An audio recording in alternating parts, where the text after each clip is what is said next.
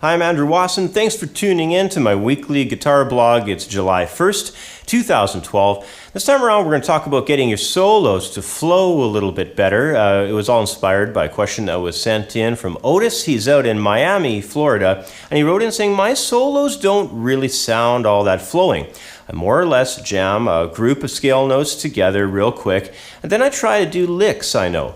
This was what I thought solos were supposed to be, but my new band members are telling me I need to let my solos breathe more. What can you suggest to me that can help? From Otis in Miami, Florida, USA. Well, thanks for writing in, Otis. Playing a solo is often said to be like composing a song within a song. But on the other hand, you're correct as well in that a solo is a series of phrases.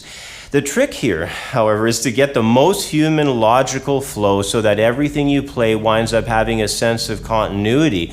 So let's hit the fingerboard and run through a process of how you can think while practicing your solos to promote a more natural feel and imply greater space around your phrases.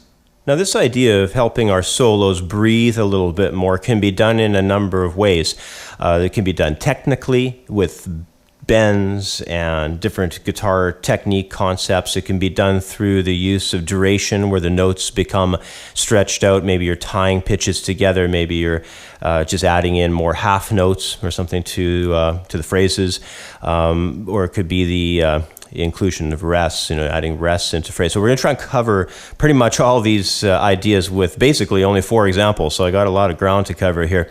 Let's start off with example number 1, where the main focus will be basically slow sustained notes. I'm not really going to be going anything faster than an eighth note, and I'm going to have lots of ties and be connecting quite a few quarter notes here and so forth. So we'll be getting some nice longer duration. And another thing too is to have a nice thick, fat tone out of your guitar. You could be doing that with a clean sound with a little bit of effects. You can add some reverb, you can add some chorusing, maybe a bit of digital delay, but definitely don't write off the effects aspects of things as well, because it can really help you out. So anyway, without further ado, let's go into example number 1 and check this one out here. Here we go.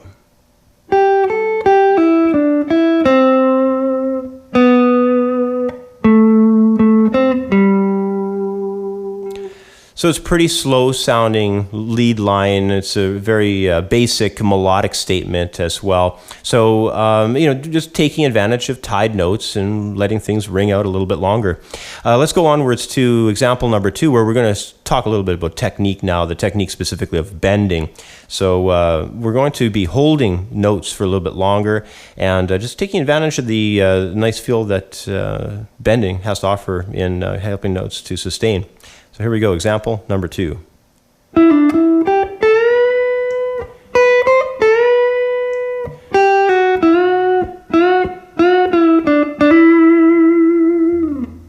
So bending can really go a long way in helping to really sustain timing and add a lot more depth to your solos rather than just playing faster runs or phrases. Perhaps would be the opposite of that.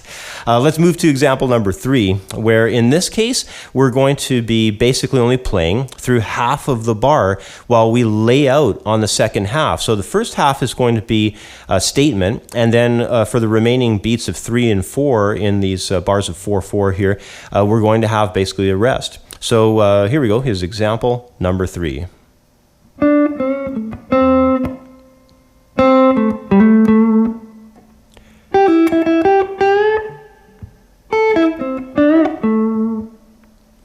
You can see that I only play for half the measure, and then the second half of the measure is basically half rest.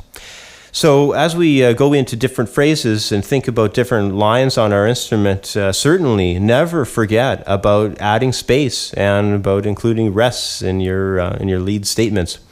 Now let's finally get over to example number 4, where we're going to touch base with another technique, and this is called scratch technique. Now what it is really is we have a note, and in this case I'm going to demonstrate it off of this D note here at the 7th fret of the 3rd string. So if I play it normally, we get our D. But if I lift my finger off slightly, I get this clunk sound out of the note. And it's called a scratch pattern.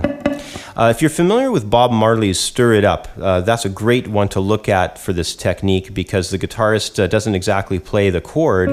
Instead, he floats his fingers over the chord and plays a scratch on the chord instead. maybe check that song out and just have a peek at how he's actually doing that scratch rhythm idea, because it's going to be used in our final example here as well. So here we go. Here's example number 4 with the scratch technique.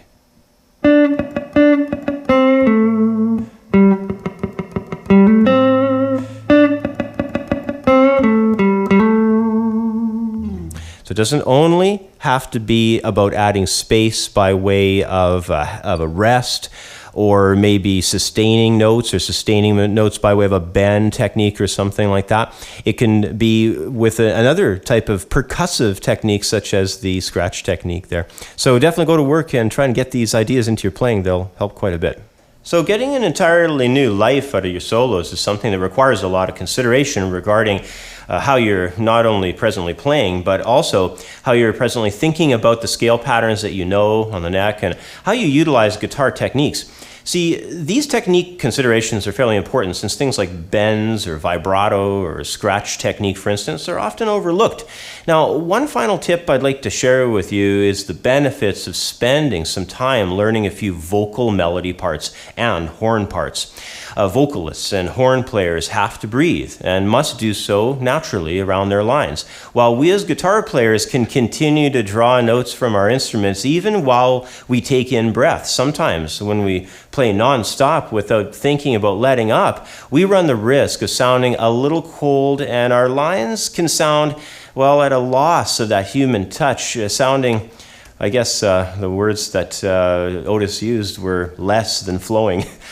Anyway, once again, that's about all the time I have for today. As always, I hope these explanations help you. Thanks for watching, and have yourself a great week, and I'll catch up with you next time. Bye for now.